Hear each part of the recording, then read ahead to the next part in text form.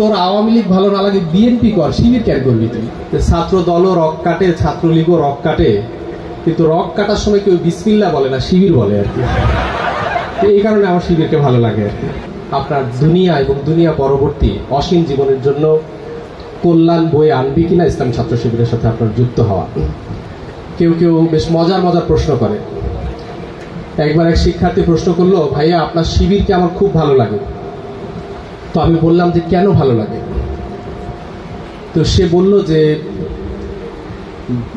ইসলামী ছাত্র শিবিরকে ভালো লাগে এই কারণে যে ছাত্র দলও রক কাটে, ছাত্রলীগও রক কাটে, কিন্তু রক কাটার সময় কেউ বিসমিল্লাহ বলে না, শিবির বলে আর কি। এই কারণে আমার শিবিরকে ভালো লাগে আর কি। তো আরেকজন বলল যে না, সেই বলল যে শিবিরকে আমার ভালো লাগার আরো একটা কারণ হলো যে আমার বোনদের দিকে সবাই তাকায় কিন্তু কেউ সুবহানাল্লাহ বলে না, শিবির বলে আর কি। তো এমন দুষ্ট, মিষ্টি, জটিল, কুটিল বহুত প্রশ্নের উত্তর ইসলামী ছাত্র শিবিরকে দিতে হয়। ইসলামী ছাত্র শিবিরের এই প্রশ্নগুলোর উত্তর দেয় এবং আল্লাহ তাআলার মেহেরবানিতে সন্তুষ্ট হয়ে নিজের জীবনের সেরা পথ হিসেবে ইসলামী ছাত্র শিবিরকে সবাই বেছে নেয়। আমি প্রতিকূলতার মাঝে ইসলামী ছাত্র শিবিরে এসেছি। আমার বাবা ফ্রিডম ফাইটার ছিলেন, আওয়ামী লীগের রাজনীতিতে সক্রিয় ছিলেন। তো আমার ছাত্র শিবিরে আসা এবং পথ চলার ব্যাপারটা বেশ কঠিন ছিল।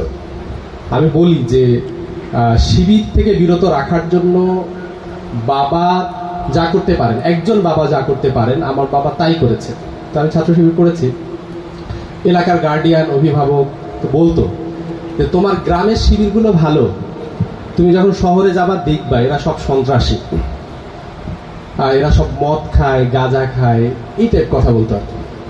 তো আমি বললাম ঠিক আছে, আমি একটু গ্রাম থেকে শহরে গিয়ে দেখি যে শহরের শিবিরটা আসলে কেমন।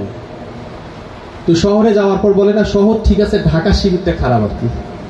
হ্যাঁ, ঢাকা শিবির সন্ত্রাসী, অনেক গোপন কাজ করে তারা, গুপ্ত শিবির বলে না এখন। তো এই গ্রাম থেকে শহর, শহর থেকে ঢাকায় গেলাম, কেন্দ্রে দায়িত্ব পালন করলাম। ইসলামী ছাত্র শিবিরের সভাপতি হিসেবে, কেন্দ্রীয় সভাপতি হিসেবে দায়িত্ব পালন করেছি।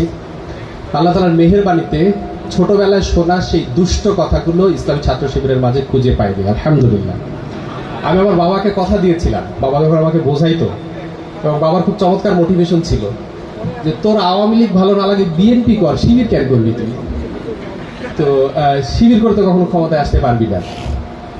তো আর এই সন্ত্রাসী কর্মকাণ্ডের সাথে জড়িত সব কথা বলতো। তো আমি একটা কথা বলতাম আমার বাবাকে এবং সেই অভিভাবকদেরকে বলতাম, যদি ইসলামী ছাত্র শিবিরের মাঝে আমি অসুন্দর কিছু দেখি, যে যা অসুন্দর, হ্যাঁ, আমি ছোটবেলা থেকে সুস্থ সুন্দর চিন্তা নিয়ে বড় হয়েছি, আমি সেদিন থেকে ইসলামী ছাত্র শিবির করবো না। তো আলহামদুলিল্লাহ ইসলামী ছাত্র শিবির থেকে বিচ্ছিন্ন হয়নি। ইসলামী ছাত্র শিবিরের সর্বোচ্চ পর্যায়ে দায়িত্ব পালন করছি। এখনো হৃদয় দিয়ে ইসলামী ছাত্র শিবিরকে ভালোবাসি। যদিও ইসলামী ছাত্র শিবির ছাত্রদের সংগঠন, আমাদের ভালোবাসার গভীরতা এত বেশি যে আমরা কখনো আমাদের হৃদয়ে শিবিরের সাবেক এটা আমরা ভাবি না আর কি। আমাদের কাছে মনে হয় আমরা মৃত্যু পর্যন্ত শিবির। আলহামদুলিল্লাহ একটা স্লোগান উঠেছিল না, মানুষ মাত্র শিবির। হ্যাঁ, তো সবাই তো আসলে শিবির না, তবে যারা একবার শিবিরে প্রবেশ করে তারা আজীবন শিবিরই থেকে যায়। আলহামদুলিল্লাহ শিবিরের সাথে আছি, থাকবো।